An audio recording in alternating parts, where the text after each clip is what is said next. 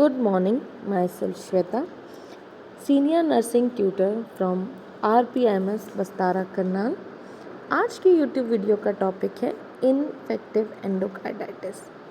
Infective endocarditis आपकी infection basically किसी organism से होने वाली एंडोकार्डियम लेयर के इन्फ्लेमेशन है। Now we will discuss this. Infective endocarditis के new onset murmur in pre existing heart disease. क्या होता है?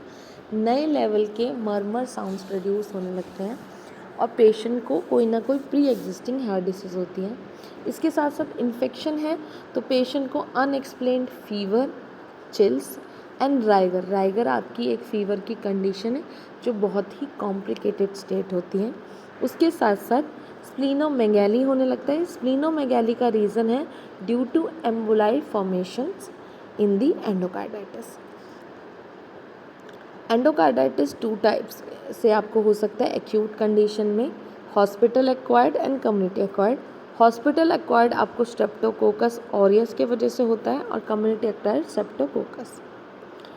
सब एक्यूट इन्फेक्टिव एंडोकार्डाइटिस आपको स्टेफाइलोकोकस विरिडेन की वजह से हो सकता है। प्रोस्थेटिक वॉल्स की वजह से होने वाला एंडोकार्डाइटिस अर्ली आपको CONS की वजह से हो सकता है और लेट आपको स्टेफाइलोकोकस विरिडेन की वजह से होता है। अगर IV ड्रग अब्यूज़र्स हैं राइट साइड, उनको स्टेफाइलोकोकस ऑरियस की वजह से हो सकता है।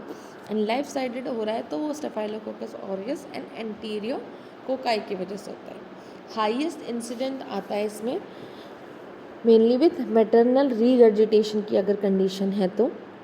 लीस्ट होता है एट्रियल सेप्टियल डिफेक्ट की वजह से। इसको डिटेक्ट करने के लिए एक ड्यूक्स क्राइटेरिया होता है जिसे हम BEM फीवर बोलते हैं। B जिसमें major B stands for blood culture positive. At least 2 blood cultures आपके किसी भी इन्फेक्शन के लिए पॉजिटिव आने चाहिए। E स्टैंड्स फॉर कि इकोकार्डियोग्राम जब हम करेंगे उसमें पेशेंट के इको में एंडोकार्डाइटिस इन्फ्लेमेशन पॉजिटिव होनी चाहिए। उसके साथ साथ M stands for murmur sounds produce होनी चाहिए। Now minor FIVER stands for कि पेशेंट को फीवर होगा हाई ग्रेड 38 डिग्री सेल्सियस से ज़्यादा। इसके साथ साथ immunological ROG Roth spot Osler notes conditions देखने को मिलेंगी इम्यून सिस्टम डिस्टर्बेंस के वजह से। वैस्कुलर कंडीशन के वजह से एट्रियल एम्बुलाई और जैन वॉल लीजन्स देखने को मिलते हैं। इको ब्लड कल्चर पॉजिटिव्स हो सकते हैं। रिस्क फैक्टर्स क्या है इसके वजह से कि पेशेंट को रोमैटिक हार्ट डिसीज़ होने का रिस्क बढ़ जाता है। IV ड्रग यूज़र्स और रिस्क नहीं, अगर पेशेंट को रोमैटिक हार्ट डिसीज़ है तो इन्फेक्टिव एंडोकार्डाइटिस होने का रिस्क बढ़ जाता है। और अगर पेशेंट IV ड्रग अब्यूज़र्स है, ड्यूक्स क्राइटेरिया को मीट करने के लिए अगर किसी पेशेंट में 2 मेजर क्राइटेरिया हैं तो वो इन्फेक्टिव एंडोकार्डाइटिस के लिए पॉजिटिव माना जाता है।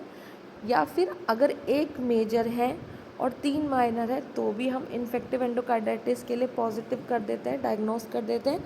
और अगर 5 माइनर क्राइटेरिया अगर वो फुलफ़िल कर रहा है तो हम उसे एंडोकार्डाइटिस के लिए डायग्नोस कर देते हैं। इसकी ट्रीटमेंट है इन्फेक्शन के लिए एम्फिसिलिन एंड जेंटामाइसिन जैसे हम ड्रग्स दे सकते हैं। इसके साथ साथ हम ऑक्सीसिलिन, एजिथ्रोमाइसिन किसी भी डेंटल पेशेंट्स में रिस्क दे सकते हैं। लेकिन रिस्क किन में सबसे ज़्यादा है?